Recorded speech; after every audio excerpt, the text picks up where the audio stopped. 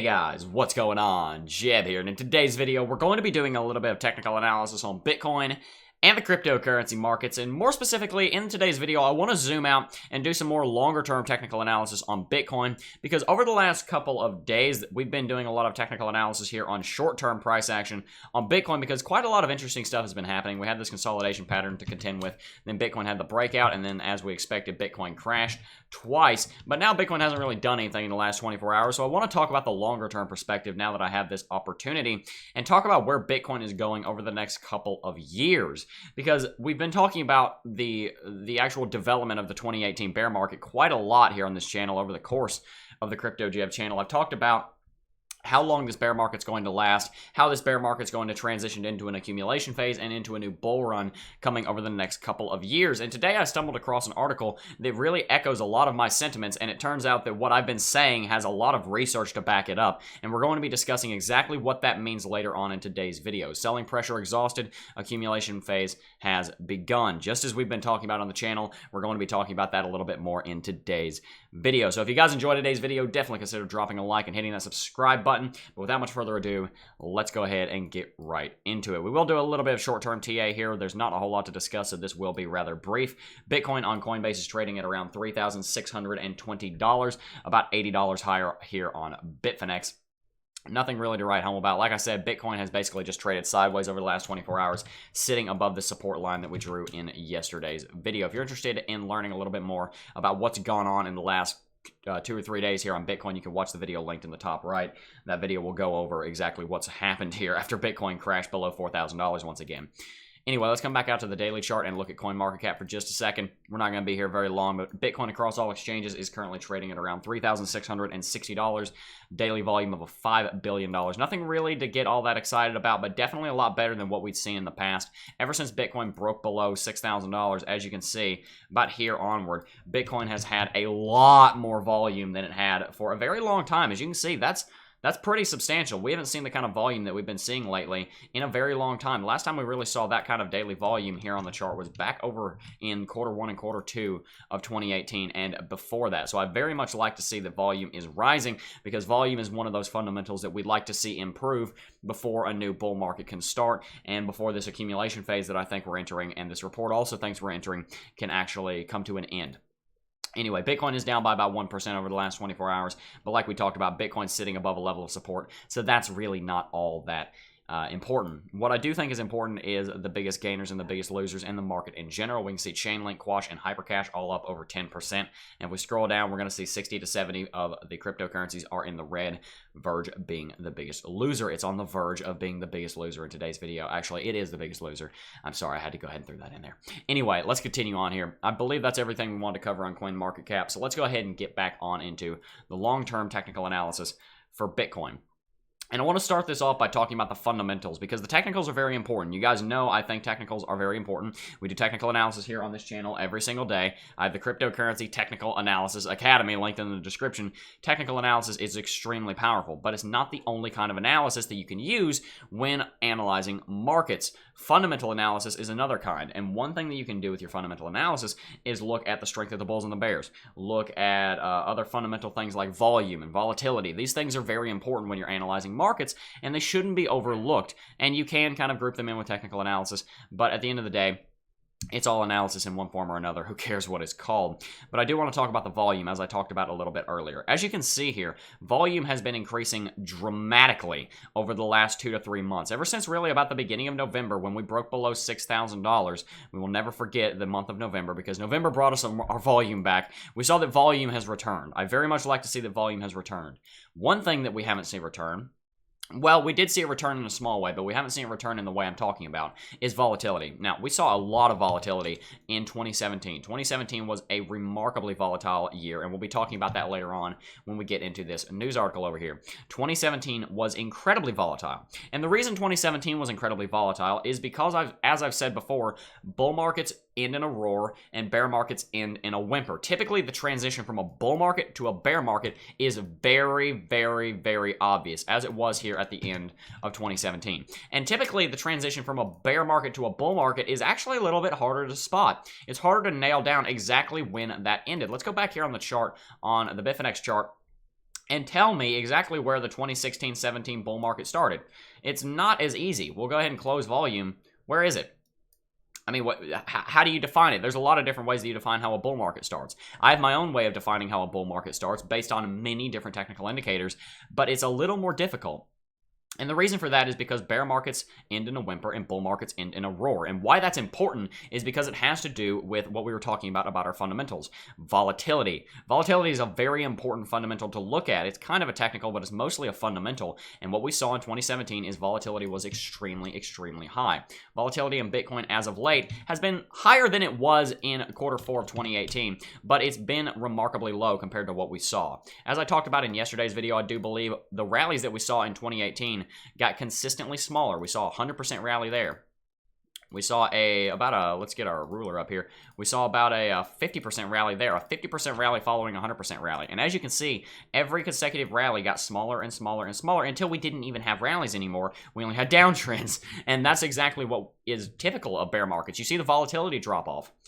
But what does that mean? Well, markets are cyclical. That's one of the markets are cyclical. Those three words are so incredibly powerful when doing long-term technical analysis, because typically if a market does something, it's done it before and it's going to do it again. And Bitcoin has seen what has happened in 2018 happen before. We saw the exact same thing happen in 2013. Excuse me, in 2014, we saw Bitcoin losing volatility gradually, lost volatility, massive rallies, losing volatility. Granted, this market wasn't as pretty as 2018. 2018 was a rather attractive market, if you will. It was very well defined. But we saw volatility gradually declining. But what did you see after the volatility gradually declined? Well, the volatility came back in a big way, leading to the $20,000 all-time high. We've seen volatility declining, but eventually that volatility is going to come back because, like I said, markets are cyclical. And that kind of leads us into the news article in today's video, because the thing you guys have to realize is that even though Bitcoin has crashed over the last year or so, even though Bitcoin is down something like 85% from all-time high, markets are cyclical, and markets are going to rebound. Markets are going to bounce. It depends on the market. Of course, if you're investing in BitConnect coin right now, then maybe that market isn't going to bounce. But Bitcoin, as I've said probably over 100 times on this channel, the fundamentals have continued to improve, and I will say this until the cows come home. The fundamentals have continued to improve, and the prices continue to decline, and that is important. Now, it may take a couple of years for that to really show up, because these very weak fundamentals in the short term are extremely powerful in the long term. And the fact that the fundamentals have been improving, and that isn't a fact, it's an opinion, but it's a very well supported opinion, is very much out there. So let's go ahead and jump onto this news article and talk about what it has to talk about. There's a research firm called Delphi Digital. I'm not going to be getting into them today, but I do want to talk about their research.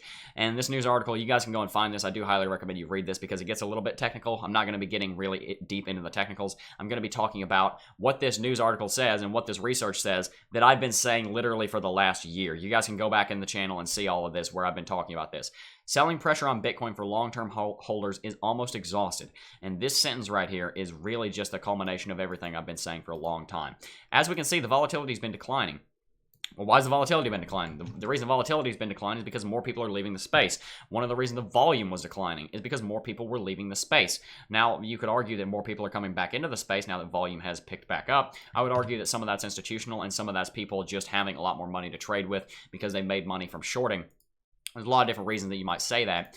But the point here that I'm trying to make is that as Bitcoin has continued to decline and decline and decline, every single second that we get away from all-time high, the less likely that people are to sell. I have friends that bought Litecoin at like $200, and they're still holding it. Litecoin's trading at, what's Litecoin trading at right now? Like $35. Litecoin's trading at, I don't even see Litecoin, it's at $32.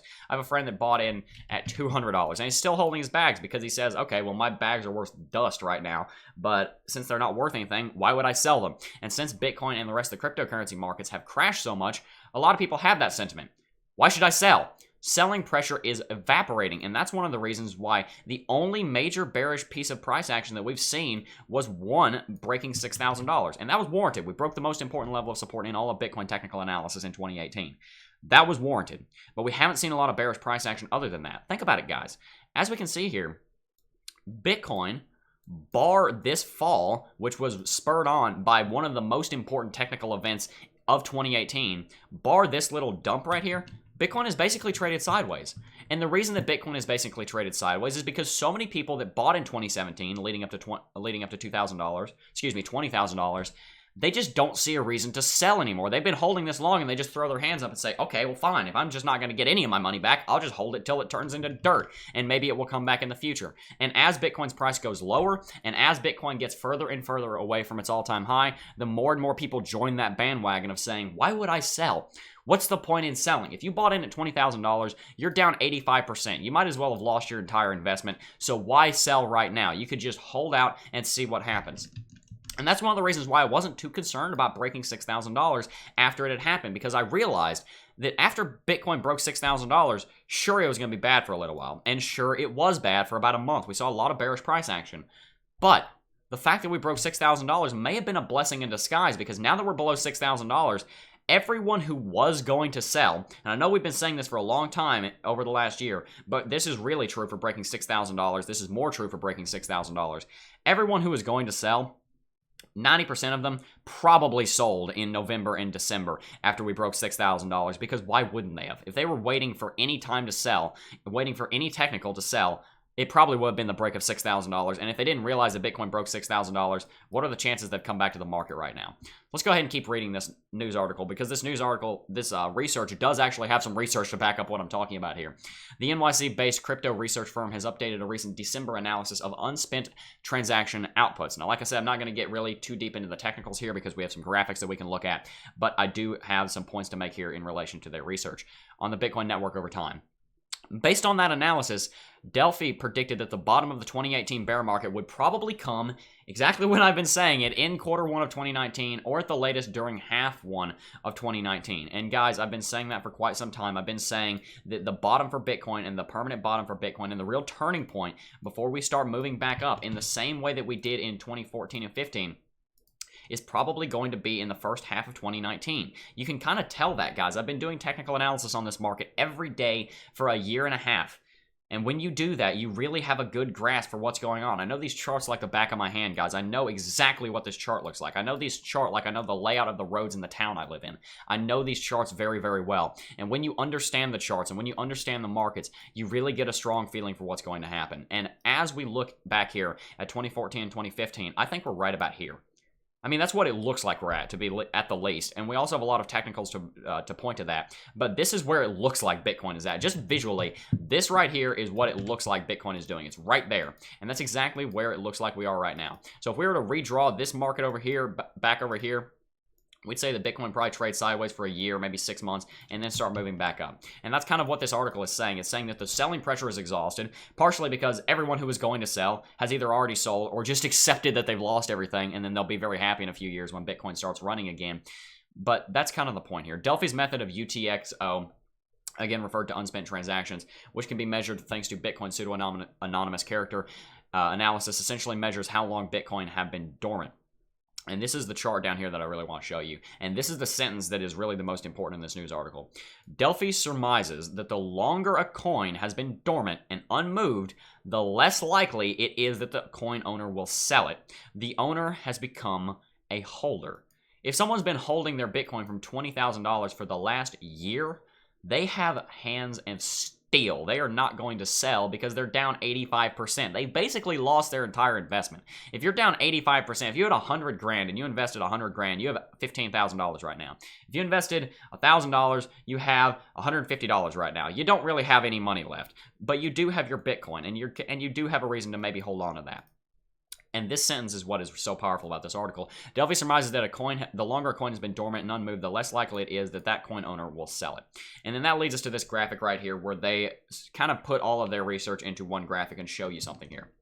Go ahead and zoom in on this graphic and look at this, because what this shows is kind of the fluctuation of the UTXO right here. And as you can see, back over here, I almost went for my my paintbrush to draw on this chart right here. I was so out of habit. But as you can see, when the 2-year UTXO starts rising, as it is starting to do so now, that typically correlates with the bottom. And what we're seeing based on their research is that we're probably going to see some kind of major reversal happening in 2019, or at the very least at the beginning of 2020. So to summarize everything that we're seeing from this article and everything that I've talked about in today's video, what it seems like to me is that Bitcoin has another year of potential bearish price action, perhaps even less than that, but 2020 and 2021 are going to be extremely bullish years, and 2019 is shaping up to be that transition year from bearish price action into bullish price action, not only for technical reasons, but also for fundamental reasons. I believe a little bit further down this article, we see where the article is talking about we see Backed and Fidelity and many other Backed and Fidelity right here. There they go. Duffy are doubling down on their early assessments, again stating that the UTXO analysis results in a cluster of dates that indicate the bottom is in Q1 of 2019. They go on to add that the Backed and Fidelity products, which should both be coming online in Q1 of 2019, should ensure an end to declining prices in the year-long crypto asset market correction. Anyway, guys, that's basically the technical analysis for today's video. Tell me what you think about that in the comment section down below. Do you think that we're basically done with this bear market? Do you think that the accumulation phase is now beginning? I've been talking about an accumulation phase starting for months now, guys, and I really think we're starting to get into it. I really think at this point that $3,000 is going to hold, and it's the bottom. The technicals are shouting that at me. I've talked about this so many times. It really does seem that the technicals are saying that 3K is the bottom, and that we're going to be moving into accumulation from here. Now, guys, of course, anything can happen. That can change overnight. Maybe tomorrow we're trading at $100 per Bitcoin. We'll see what happens. I don't think that's going to happen, though. Anyway, like I said, tell me in the comment section down below which direction you think Bitcoin is going over the next couple of years. Do you think Bitcoin's going to break $3,000? You think Bitcoin's going to trade sideways and then start moving to the upside in late 2019 or early 2020? I do love reading your comments, and I do try to read every single one of them. If you guys do want to learn how to do technical analysis on the cryptocurrency markets, it's not only a very enjoyable pastime, it's also a very, very lucrative way to understand how the markets move so you can make a lot more money in the markets. Understanding why the markets move as they do is so incredibly important for any analyst and for any trader and investor. So if you guys want to learn how to do technical analysis, I highly recommend checking out the Cryptocurrency Technical Analysis Academy. As I always say, guys, the best investment that you can make is not in any one of these cryptocurrencies here in the top 100, not in the top 200, not in the top 500. In fact, the best investment you can make is in literally nothing other than yourself, because you have the highest ROI, and the better you are at analyzing markets and therefore being able to trade markets, the far larger amount of money you're going to be able to make by doing so. So if you guys want to learn how to do cryptocurrency technical analysis, check the link in the description to see what we have to offer in the course, and I look forward to seeing you in the course. Anyway, guys, that is basically going to do it for this video. I do want to thank each and every single one of you for watching as always, and I will see you guys in the next video. Peace.